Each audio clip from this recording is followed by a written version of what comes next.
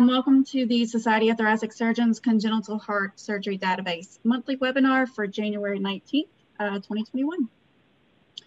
Again, the agenda, welcome introductions, STS updates, IQVIA updates, and then we'll have time for user feedback, questions from you all. On the call today from STS, we have myself, excuse me, Carol Crone, Emily Conrad, Addie Dolan.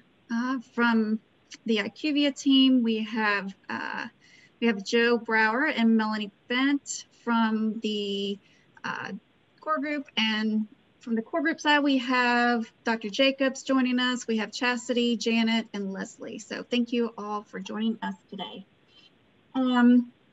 First thing we're going to do, we're going to just a friendly reminder to please submit your questions via the Q&A.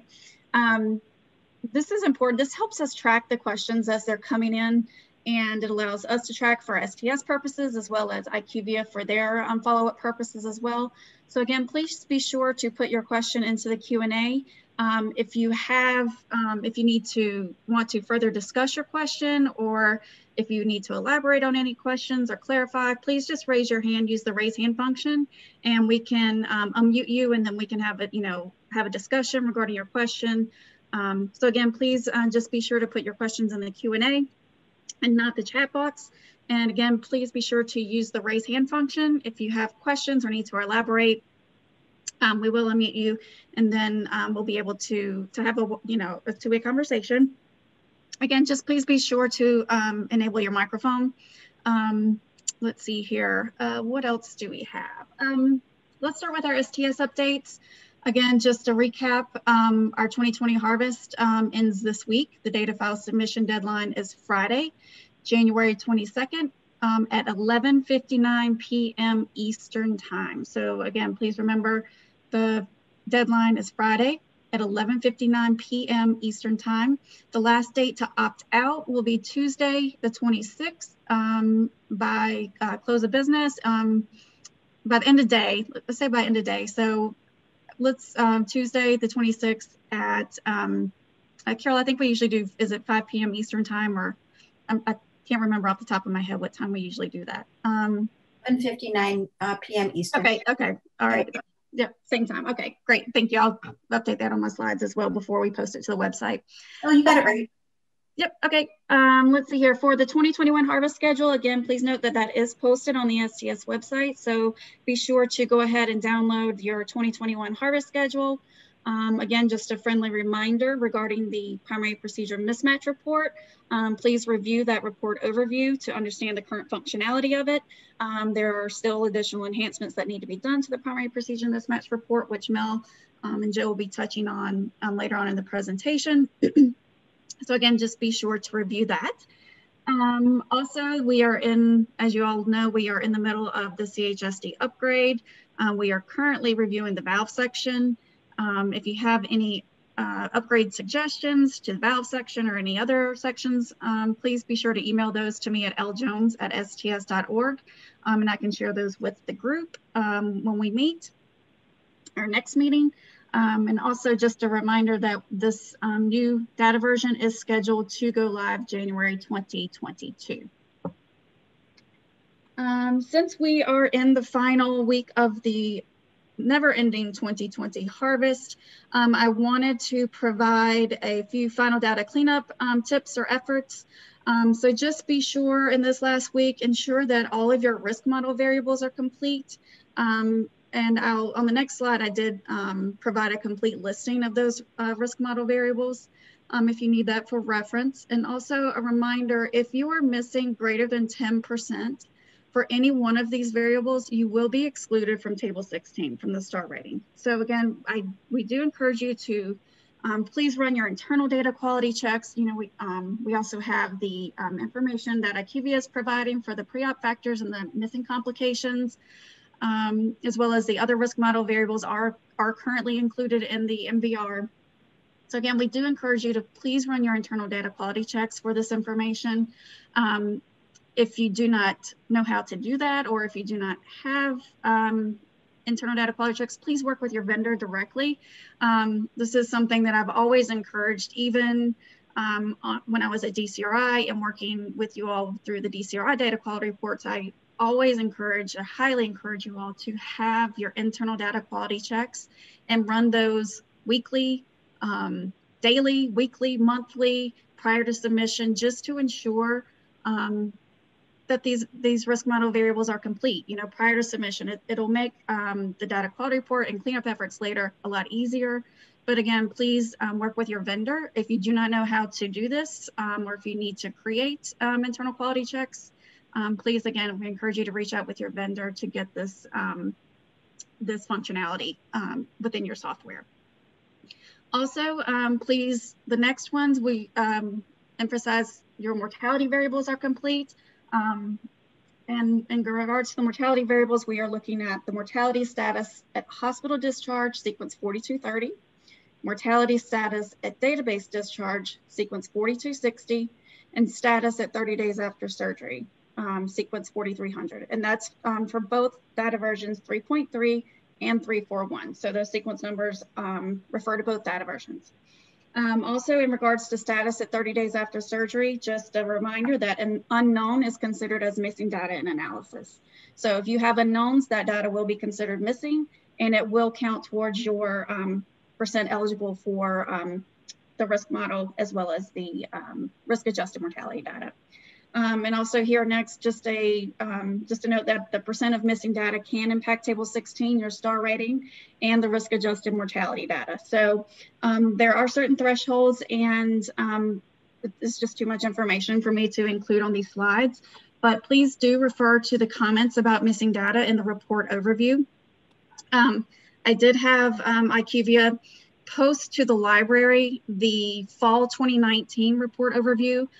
So if you do not have that overview handy, please review that information. It is out on the IQVIA library under resources.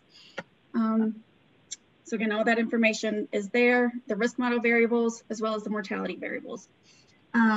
And again, here in regards to the risk model covariates, I just provided a snapshot from the report overview. This table is in the report overview that is posted in the IQVIA library. This is, again, just a snapshot of all of the covariates that are currently used in the risk model for table 16. So again, make sure you have your primary procedure, your weight for neonates and infants, prior cardiothoracic operations. Please ensure that this data is clean and populated. Your non-cardiac abnormalities, prematurity for neonates and infants only, your pre-op factors, and again, your non-cardiac abnormalities. So again, just please review this and make sure all of this data is complete for table 16. Also, one other thing that I did want to point out regarding coding your Norwoods, this information is also in the report overview. Again, that is posted in the IQVIA library. Just a reminder, when coding the procedure, Norwood procedure, the primary procedure of the operation should be Norwood procedure. The second procedure, procedure 2 after the Norwood, must then document the source of pulmonary blood flow and be chosen from these 8 choices. Again, this is a snapshot from the report overview. There's additional information after this. Again, it's just too much information for me to put in these slides. There is additional information regarding those of you that use the long list. So again, just refer to that report overview. Again, IQVIA, and we will be adding a warning for the spring 2021 harvest regarding these Norwood procedures. I believe in the past at DCRI, we did at some point within, I can't remember off the top of my head, but we did at some point add this check to the DCRI data quality report. And so we will be adding this warning to the IQVIA data quality report. So in the meantime, again, this is just another check, maybe something you can work with your vendor to make sure an internal warning or internal check prior to data submission, ensure that that second procedure for those Norwoods comes from this list. So again, another thing for you to possibly work with your vendor to ensure that this data is coded accordingly. That is all that I have in regards to STS updates. I'm just going to turn things over to Joe for our IQVIA update, and then I definitely want to make sure we have ample time for you all to ask your questions. So with that, I'll turn things over to Joe. Great, thanks so much. Good afternoon, everybody. So just going to cover a couple items that were released a few weeks ago on January 9th first. So these are now resolved issues, starting with for the missing variable report, SCS 5048. Anesthesia variables were displaying as missing for sites that do not participate in the anesthesia component. And so that should now be resolved, along with STS 4606 in regard to the participant dashboard. We did resolve an issue where the index procedures were not being correctly assigned in that report. So the dashboard should now reflect those appropriately. All right, next slide. And then an update that is targeted for this coming weekend on the 23rd in regard to the missing variable report, STS 4383. The missing variable report is currently not displaying preoperative factors or complications as missing when they were null or blank in the DAT file. And so if this is something that your site was impacted by, we have reached out to you to notify you and provide a list of operation IDs. Please, if you did get that email, feel free to go through that file and update any records that were impacted.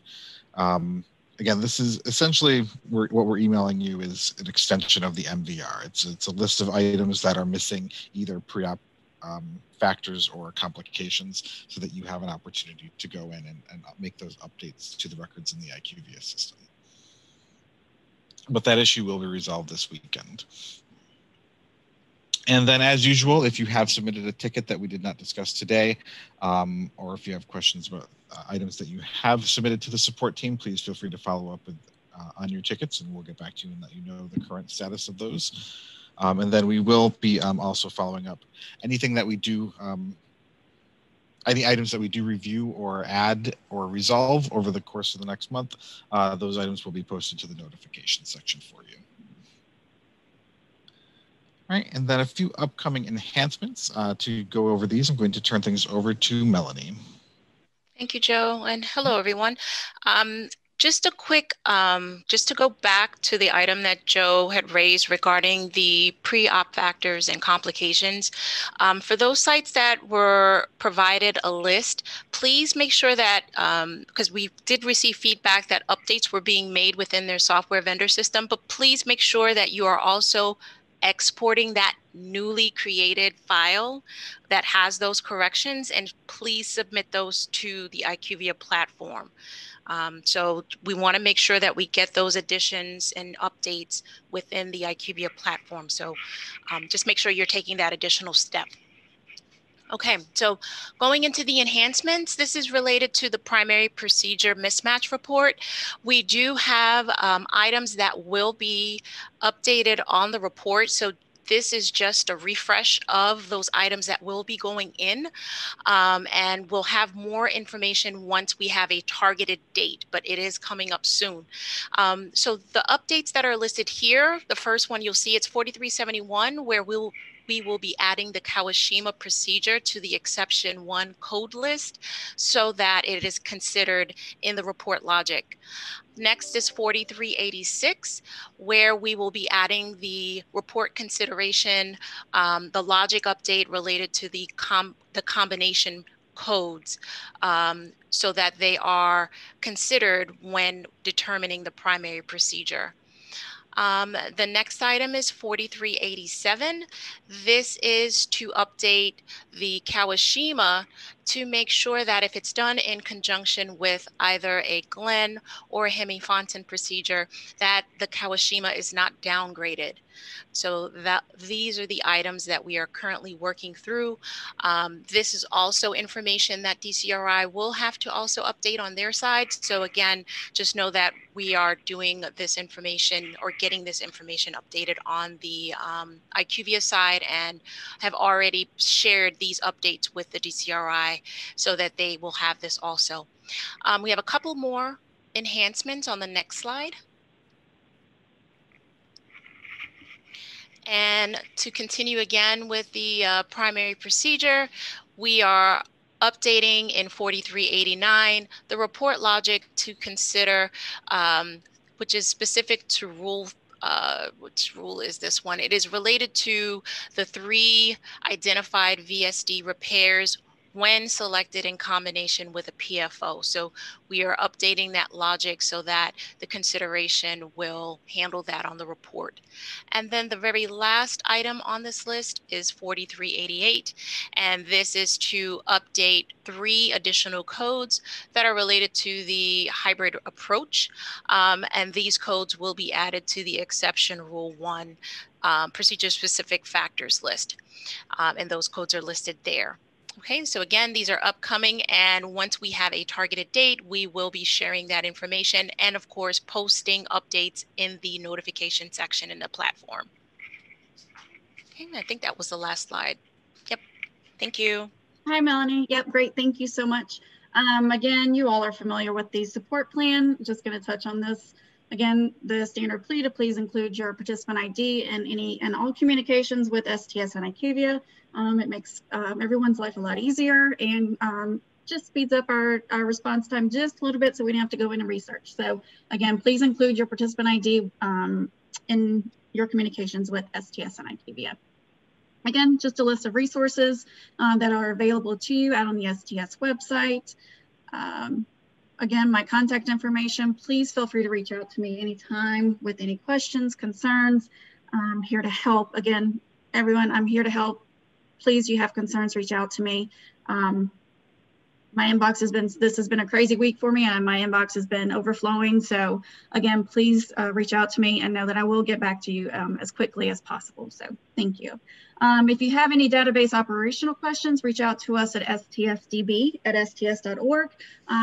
If you have any surgeons, again, that are needing access to the dashboard, can't seem to locate their username and password that was sent way back when, again, just feel free to email us at stsdb@sts.org and we will get in touch with their surgeon and get that information to them.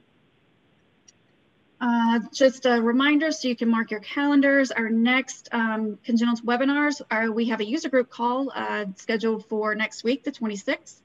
We also have another user group call scheduled for February the 9th. And then our next monthly webinar is going to be held on February the 16th. And again, all times are 12 p.m. Central. So the 26th, the 9th as well, and the 16th. So mark your calendars if you haven't already done so. That's all that I have in regards to STS updates and IQVIA updates. I see we have lots of questions coming into the Q&A, so I think we can probably go ahead and get started with those questions if everyone is ready. I'm going to put these dates back up here on the screen just in case anyone needs them. All right, so let's see here for our questions. Let me get here to this information. So, all right, our first question from Kelly. Sorry, my screens are going crazy. Regarding pulmonary blood flow for Norwood procedures, if pulmonary blood flow is missing, these cases will still be included in analysis, correct? I am under the impression that yes, they would still be included. To be honest, I would have to look at the overview and refresh my memory. They've always been included in the past. Yeah, I would say that they've This never. is Janet. Yeah. I didn't think. This is Jeff Jacobs. They have always been included in the past, and at this point in time, best as I know, they're still included. Mm-hmm. I think we've been in every report overview for the last probably 8 or 9 years. We've made a plea to please put as the secondary procedure the source of blood flow, right. And I think that we have not used that as an exclusion criteria for the Norwood operation up until now, and it won't be an exclusion criteria on this harvest, but it certainly is possible that in the future it would become one with advanced warning because it's very important information. But right now it's not an exclusion criteria. Yeah, but it's much more efficiently captured in the procedure specific area, so we need to consider just going to that in the future. This is Janet again. Yeah, no, I think it needs to be in both places. It's pretty important to have it in both places for a variety of different analytic reasons. Great. Thank you so much, Janet. Dr. Jacobs, I appreciate it. All right, our next question from Jocelyn. Will there be a % missing threshold for 365-day status? If so, when will that go into effect? And the answer to that is no, not that I'm aware of. Would not be adding a % missing threshold for 365-day status. It's just those variables that are indicated on this slide. Sorry for the aggressive scrolling. Again, it's just these variables here. And again, this information has been in the report overview included for many, many years. I don't even know off the top of my head. So this information is not new information. So yeah, and as of now, there's absolutely no exclusion criteria related to 365-day follow-up. I think one of our goals is to get better and better at it. And it's certainly possible that one day down the road, when we start analyzing that data, there may become exclusion criteria. Just like when we added the 30-day mortality exclusion criteria, it was gradually phased in over time once we started getting complete enough data. So, you know, this is something that's going to be used in the future, but it's certainly not an exclusionary criteria for this harvest in any way whatsoever. Thank you. And also, I just also wanted to point out, Dr. Meyer has also joined us as well. So Dr. Meyer is available for questions and comments as well. So thank you for joining us, Dr. Meyer. Let's see here. Our next question from Carrie. This looks like a IQVIA. She's got a ticket number or a case number. Total number of operative mortalities differs from total number discharged 30-day mortalities. Separate dashboards are calculating these differently. Example, patient that had surgery in 2017 and passed away outside of the hospital in 2019. Also, one surgical patient had multiple admissions for different surgeries. The last surgery had the operative mortality, but the first surgery, the status should be alive. We would have to take a look at this further. There's a lot of information in here. Yeah. That we would need to review. So Carrie, thanks for providing the case number. We will make sure to get back in touch with you in regards to this, but we have to kind of unpack all of these different points that you've listed. Excellent, thank you. And Carrie, we'll have this information after the call. Again, like I indicated earlier, all these questions will go into a spreadsheet and I'll share that information with IQVIA for follow-up purposes. Let's see here. Our next question for analysis, does the temporary COVID field need to be completed for all surgeries within the episode of care, or is it only necessary to document it on the index case?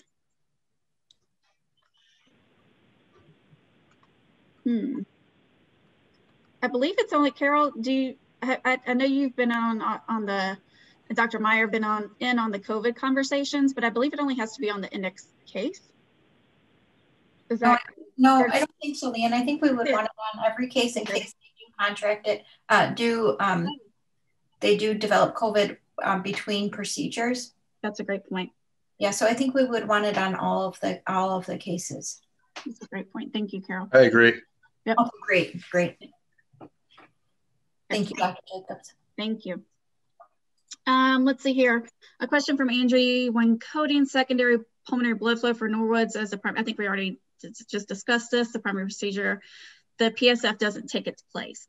Both PSF and secondary blood flow has to be documented. And I think Dr. Jacobs just touched on this. So, our next question from Carrie, are there still issues with pre-op factor analysis? It is part of the risk model. Yes, it's part of the risk model. I don't really understand the last conversation, pre-op factors and complications on our last webinar. I can take this. Okay. This is an item that actually we discussed. Joe stated the actual ID that we're tracking, which there was an issue with the MBR where it did not flag the pre-op factor and complications. We did reach out to all impacted sites and provided the list of the operation IDs so that they were able to go into their software vendor system and be able to address updating those records, and then of course resubmitting that to the IQVIA platform. We do have the permanent fix that will be going into the application this weekend. Great. Thank you, Melanie. Let's see here from Angie. I have an outstanding ticket. I have an outstanding ticket STS 5454. because the dashboard report is not correct for mort status at hospital discharge. Alive, dead plus unknown plus missing should equal the number of cases. I'm sorry, there's a lot of information here. See, for mortality status at database discharge and operative mortality, they do not. They are 8 cases short. No idea how it's interpreted, how IQVIA is interpreting the data sent for these cases. Mort is our most important outcome. I do not feel comfortable ending the harvest until it's fixed. So again, Melanie, I don't know if you wanted to chime in, but I know this is something that you would have to look into. I do have to look into it. And she provided the actual ID that was provided to her. So we're going to take a look at that. And also we should be able to pull up her, and if you're able to add your PID, if you have, when you're logging like these, that also helps us. But since you provided the STS 5454, we can go ahead and pull it up, but we do need to review to see exactly what was submitted, and we'll get back in touch with you. Great. Thank you, Melanie. Let's see here. All right, our next question from Nancy. Why do we need to fix the mismatch report? You all changed the categories, so I don't understand why we need to. Nancy, this is just up to you all per institution. I know some sites like to have their local data, the data in their database match what is assigned over an analysis in regards to primary procedure. So when they're looking at their final report, their data matches. And I know some sites do not choose to update the primary procedure based on what's done in analysis. So it's strictly up to you all and your specific institution how you want to handle that. You're not required to, but we provide that as information so you can, so you'll know when the data comes back to you. If your numbers don't match, then you can have, then you'll know why. But again, it's not required. It's informational purposes. If you want to change that and make your primary procedure match what's done in analysis, that's fine. If you guys choose not to, then that's fine as well. All right. Our next question from Heidi. There's a lot of information here, so bear with me. Received an email reference below, replied and informed IQVIA support that this patient is still in-house. Advised I disregard this email, received an additional email. Is this anything that will affect my harvest? Your site hasn't been identified as missing either pre-op factors, records. We have identified an issue with the MVR, and this is what Melanie touched on earlier regarding the missing of pre-op factors and missing complications. Attached to records that have been identified as having blank null values should be reviewed. Please update the variables in your software vendor, resubmit your file to IQVIA. Missing variable report will be updated to show this information in an upcoming release, which, as Melanie just talked about, they are working that this information will be included in the release this weekend. However, we want to get this information to you as soon as possible. I know what happened, Leanne, with Heidi. Okay. Heidi, I think there was confusion when the second email went out. You can also disregard that one if it's the same patient, but we provided the surgery date in that second email, and I don't think there was much of an explanation identifying that, because I saw a couple emails get exchanged back and forth that was questioning why they received a second email if they had already updated it. So I believe that's what it was. Heidi, okay. I apologize that there was confusion with that. If you wanted to clarify further, if there's something else that, oh, good. Okay. So you got it. And if she says, if this has no effect to my harvest, that's okay. The concern. Yeah. I think it was just that we resent the email with the additional information of OR dates to be helpful. And it caused a little bit of confusion without a real clear explanation. So apologize on behalf of STS for that. Yeah. Thank you. Thanks, Caroline. Yeah. Just real quick before we move on, with those errors for your patients that are still in-house, even though you're getting a list from IQVIA, it's the same rule as before.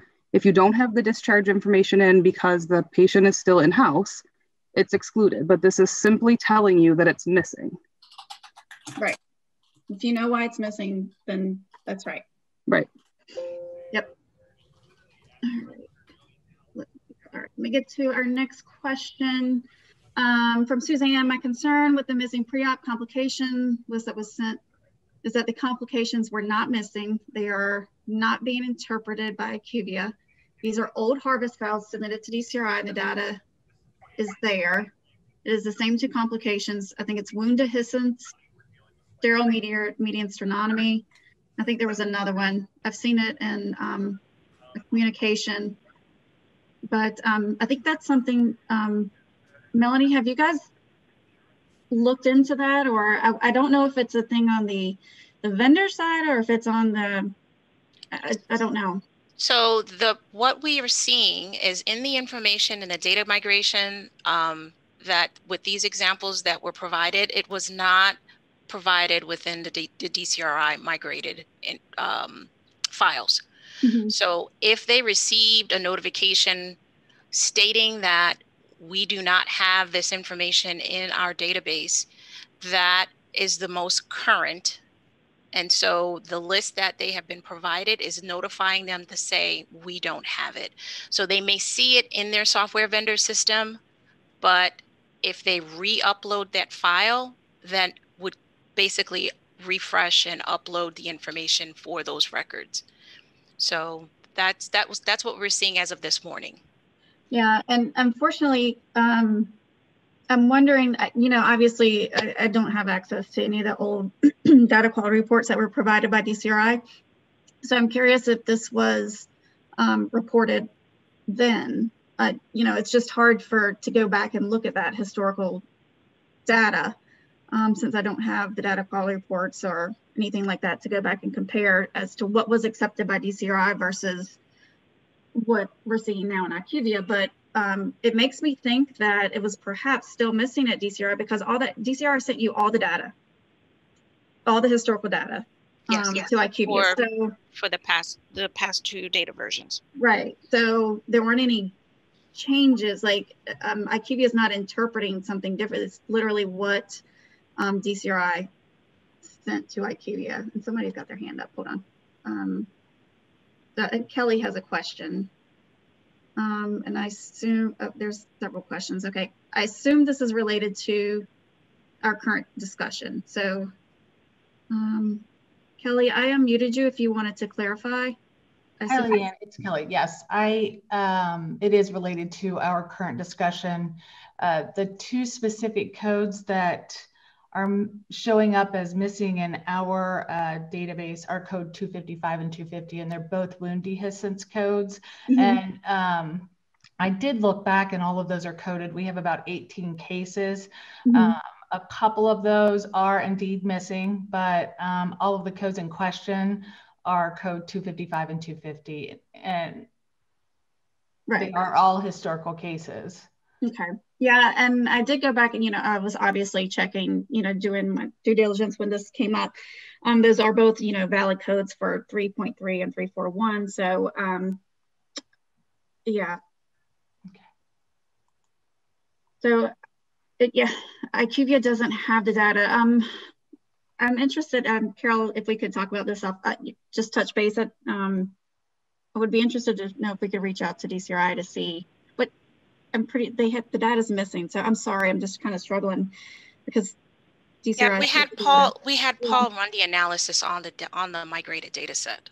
And so those were the results that came back. Yeah. But in order to, if we want to go ahead and resolve those cases, if you were to export those cases or that time frame and just upload it to IQVIA, the information will update to the database. Yeah. So is it not displaying because it's the migrated data set? It's the migrated data set that is coming back as saying that those items are missing. But they are actually there in the migrated data set. It's just not. No, it's not in the DCRI migrated data set. I can, maybe perhaps we could follow up with DCRI just to confirm again, but I don't know. Yeah, we can definitely follow up, but I think that it wasn't across all. Mm-hmm. And so that's why I think it may be I just identified sites. We provided the list.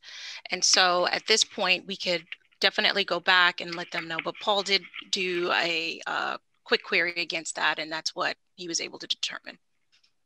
Okay. Got it. Thank you. All right. But those sites have been notified. Yes. Okay. Yes, they have. That was the email, the 2 emails that were sent out. Mm-hmm. That's correct. The one that we tried to clear confusion on, but caused more confusion because sites fix the issues. Yeah. Right. Got it. So Leanne, it's Kelly again. I am hesitant to upload more data with the harvest deadline just a few days away. We received our email on Thursday of last week.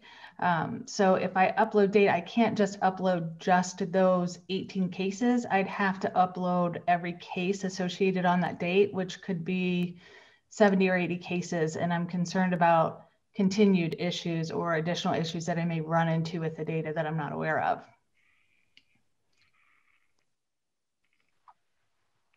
Yeah. So this is yeah, John. Can I just ask a question about that? Because I don't understand how on a given day you would have 70 or 80 cases. So I thought it was you could only upload an entire procedure day. You know, if you did 3 operations in that day, you could upload all 3 of those cases. What am I misunderstanding? So, Dr. Meyer, if we have 18 cases, all of those cases are on separate days. So I would have to upload every case on that day. So that could be 4 cases a day, which could be. Okay, I get it. I get it. Thank you. Sorry. Thank you. Melanie, did you want to comment? No, I was saying that for those sites that have reported this in particular, I believe I saw Suzanne. I'm not sure, and was that Kelly Brown that was just speaking? Yeah. Okay, maybe we can go ahead and connect. I think for those that have reported the with that specific example of the 250 and I forgot the codes. 250 and 255. But we could get back in contact with those sites and let's just go ahead and see what can be done, right? I know that we're taking up a lot of, I see questions coming in, so we can reconvene after the call. Yeah, absolutely. All right, so thank you, Kelly. We're going to follow up after the call and we'll be following up with you as well and others as well, okay? Thank you. All right. All right, let's move on. We've got additional questions. Our next question from a call, we relied on the DCRI report to help us to know the missing data and the risk model variables, so our file will be excluded. Pre-op factors is still not included in the missing variable report. Yes, we are aware, and Melanie indicated that it's coming this weekend. And today to announce for the first time that the file can be excluded, I think is problematic. 3 days before the harvest to send data managers to work with the vendors. Not sure how to describe it. So this is not the first time that we've announced that missing greater than 10% for these risk model variables you're excluded from the table 16. This has been information that's been in the reports, it's been in the report overview for a very long time. So this is not new information that's just getting dropped on you today. So again, I encourage you guys to, to refer back to your report overview and to, and I think this is even a footnote and maybe, I believe it's a footnote on that table 16, I'm not sure. But again, all this information has been included in the report overviews. I know we've talked about it at AQOs and data manager meetings. So this is not new information. I don't know if anyone else had anything to add to that. But I do. No, I think you covered it well. Okay. Let's see, our next question. For missing pre-op factors and complications, they are answered in the vendor tool. Only show missing on IQVIA. Okay, so we had just discussed this, Marina. Again, we'll be touching base after this and following up accordingly. We're going to look into that wound dehiscence, those 2 harvest codes for that missing information. Let's see here. Carrie, I wanted to, let's see.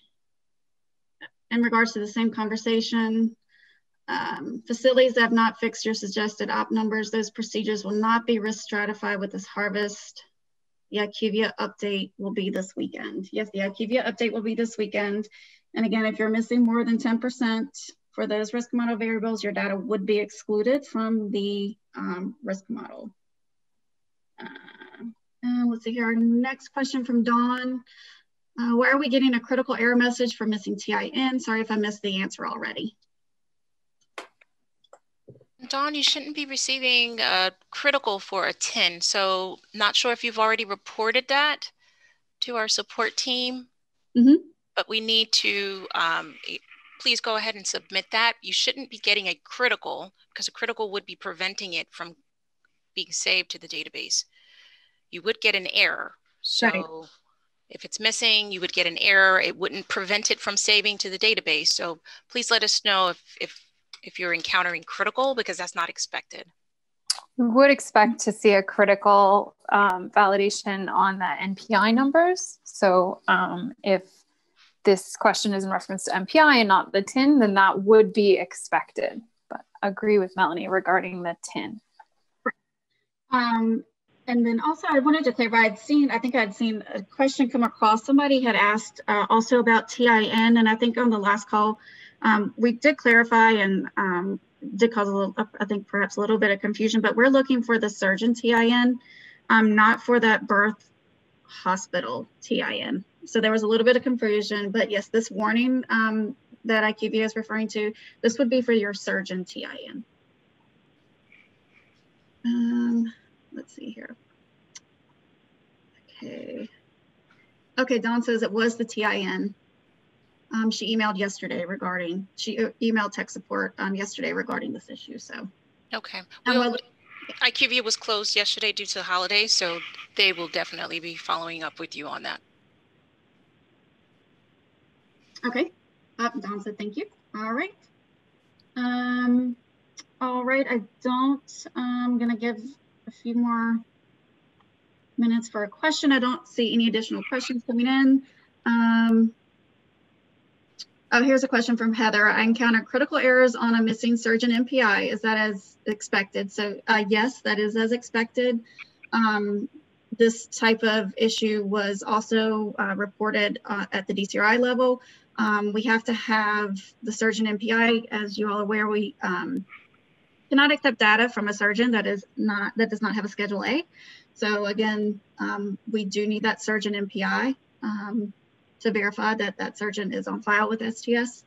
Again, that critical error on surgeon NPI is a valid critical error. Let's see, I see them in my DAT file, but we'll resubmit. Yeah, Heather, just to ensure, work with your vendor. I think in some software you have the option you have like a checkbox of do not export or do not include in the exported data file. So just check and make sure that box is not flagged. So yeah, just check that. And if they are in your DAT file, again, you may want to just submit a ticket with support. So unfortunately, I don't have the DAT file, so I can't take a look at it, but Melanie and her team would be able to take a look and address that for you and follow up. Let's see here. Not seeing any additional questions. We've got about 15 minutes left. I don't know if anyone has anything that they would like to add from the STS core group or from that side of things. Let's see. Heidi says she has a question. Give her a minute to type. Yes, ma'am. Understood. Heidi, do you want us just? Yeah, we can just unmute you, Heidi. Yeah. Yeah, if you just raise your hand, Heidi, and it'll bring you to the top of our list. There you go. All right. You should be able to talk. There you go, Heidi. Hi, can you hear me? Yes, ma'am. I forgot I was allowed to have a voice this time. When I emailed you guys about this earlier this week in regard to providing IQVIA access to a coordinator, and when that access is fulfilled for somebody to upload data and process reports for harvesting, do they also gain access to the dashboard, or do they only gain access to what would be needed for functionality to harvest? Yeah, I think I saw your question come back through, Heidi, and I think I was waiting for Jane to respond. Mm-hmm. Let me see if I can find that. I think she did respond. I'm just requesting clarification. because ideally I would like to be able to give staff access for the functionality of harvesting and generation of reports, but I wouldn't necessarily want them to have access to the dashboard or the data. Does that make sense? Yeah, so I'll post a link into the chat box, and this describes all of the roles. I'm not sure if you've seen this yet or not. Hold on.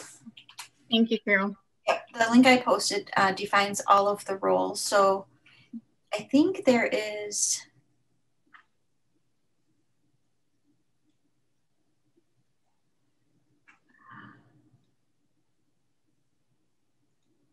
you might want to review that and see if any of those roles meet. So you want them to have access as uploaders, but not to the data itself? Correct. And not even to the uploader platform? Well, they would need to be able to upload the DAT file. They would need to be able to process like the MVR, any of the reports in regard to cleaning up the harvest. But my leadership is not requesting them to have access to visualizing the data. So the outcomes report? Correct. Okay, so outcomes report or the dashboard. Or Melanie, do we have a role that limits just to uploader function? Not currently. That has not been requested to date. Okay. So maybe that's something we can talk about on one of our elaboration calls, maybe this week. Thanks. Yeah. I appreciate it. Okay, no problem. I'll lower my hand now. Thank you. We have, let's see here, we have another question from Beth. Are we expecting the outcomes report in the usual amount of time? Will this be before the next harvest is due? So our next harvest is scheduled to close, I believe in March, which is just yet another reason why we need to wrap up this 2020 harvest. I know everyone, it's been an extremely bumpy road and a rough harvest, but we have got to get this 2020 harvest closed and get that data to analysis. So again, I don't know off the top of my head the turnaround time for that initial report. I can't give you a specific date at this time, but we obviously will look into that, but right now I can't give you a specific date of when that data will be available, but we need to get it closed and moved over to DCRI as quickly as possible. So we can, it's been a year, so we need to get that data available to the surgeons and to the leadership. Let's see, as one harvesting all three databases, please consider pushing back the spring congenital harvest. Obviously we have those dates out on the website. Clearly they're not set in stone. So, you know, obviously we'll, as with every harvest, we end up discussing the harvest close date. So Heidi, I'm sure this will be a topic of discussion between STS and the task force at some point in time. So again, I can't give you a definitive answer, but that will be a discussion, I'm sure, with the task force. I understand you have 3 databases. That's crazy. Let's see here. All right, I've got about 10 till. I don't know if anyone has any additional questions. I'm not seeing any come in. If anyone had anything else from the core group side, STS side. Leanne, when we're done getting the harvest straightened out, will there be an opportunity to work on getting the dashboard a little bit more usable? This is Janet. Yes, IQVIA and STS are continuing to work on the dashboard and to present that data to you all. And a question from Kelly that came out, what will the report look like similar to the historical report? I don't know if IQVIA, if you guys want to give a description on that. I mean, we'll be including the data from the historical reports, the table 16, all that information. One of the biggest differences between the historical DCRI PDF reports versus the IQVIA benchmark and risk adjusted reports will be the ability to drill down. So you can identify patients that are included in the specific numbers, which is a great benefit that IQVIA has to offer. I don't know, I know Kelly wanted to, all right, Kelly, I'm unmuting you so you can speak. Let's see here, hold on. There you go. You should be able, yes ma'am, go ahead. I guess I should clarify my question. Will we have printable sections? I think a lot of third-party entities ask for data from the STS that needs to be sent to them in a printable format. So yes, you will have the ability to export, and I think into a PDF. I don't know, Jeanette or Melanie, if you guys wanted to clarify on that functionality. So sure. Go ahead, Mel. So the report will be exportable, as Leanne says, in PDF format, and also there's an option within the report that will allow you to also export using PowerPoint. And so it will be a one-click option where you are able to get all of the different sections in one single report. Thank you. That answers my question. Thank you. You're welcome. Thanks, Kelly. Thanks, Melanie.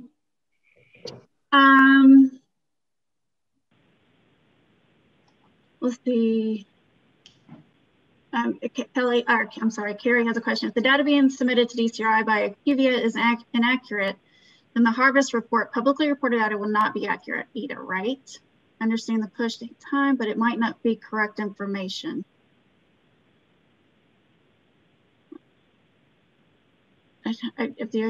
Well, maybe this is John Meyer. Let me take a crack at that. I think we actually had this conversation or talked about it at the task force level or a subset of the task force.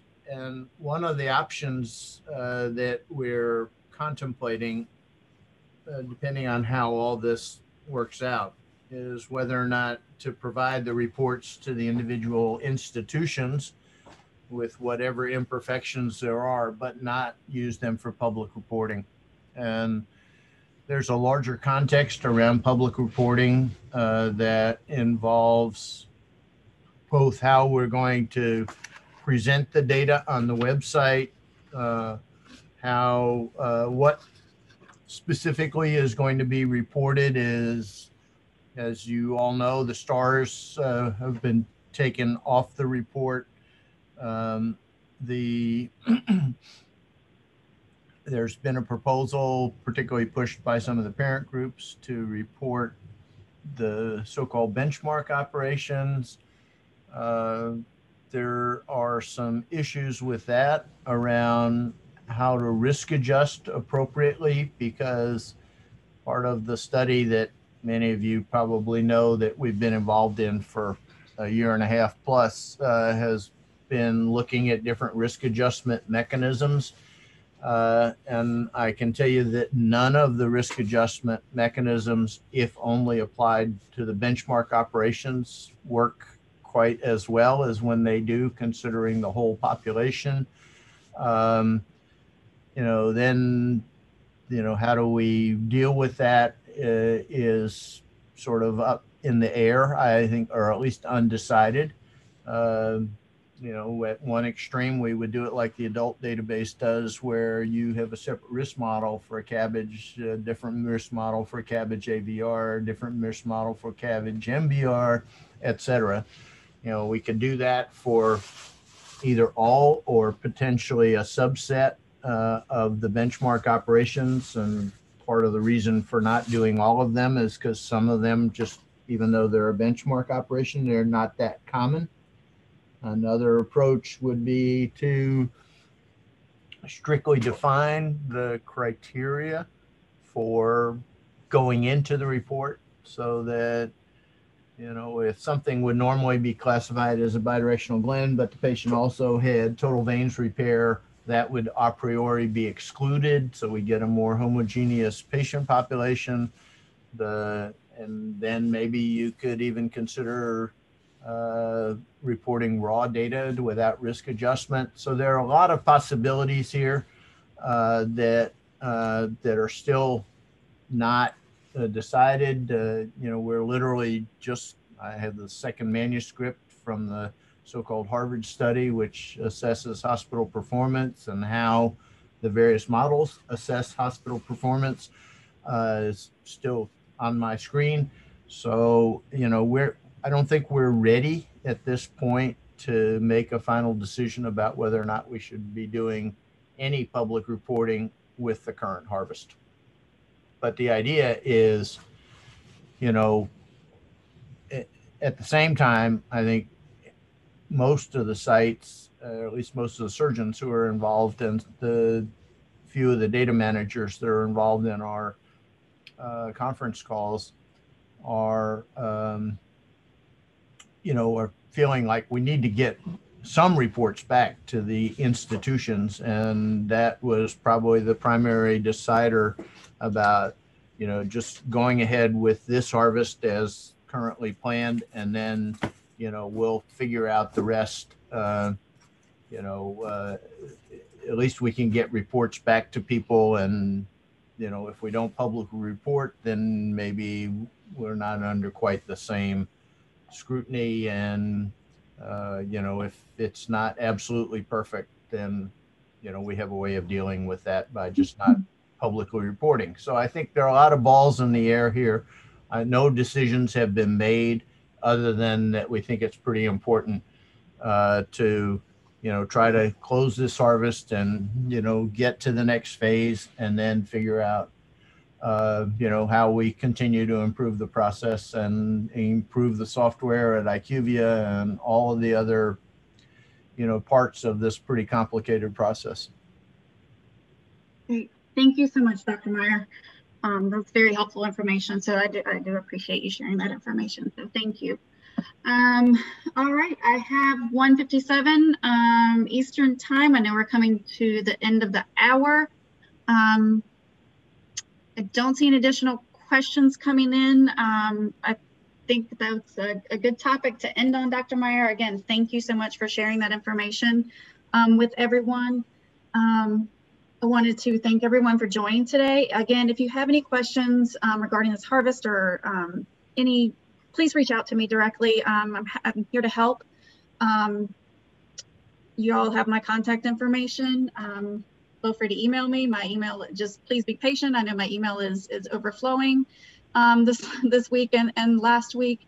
So again, here is my contact information. Again, reach out to me directly. And thank you all for joining today's call. Thank you to my SPS team and Dr. Meyer, Dr. Jacobs, and our IQVIA colleagues for being on the call with me today. Thank you guys. I appreciate it. I hope you all have a great rest of the week. And again, please feel free to reach out to me with any questions or concerns. Thank you, everyone.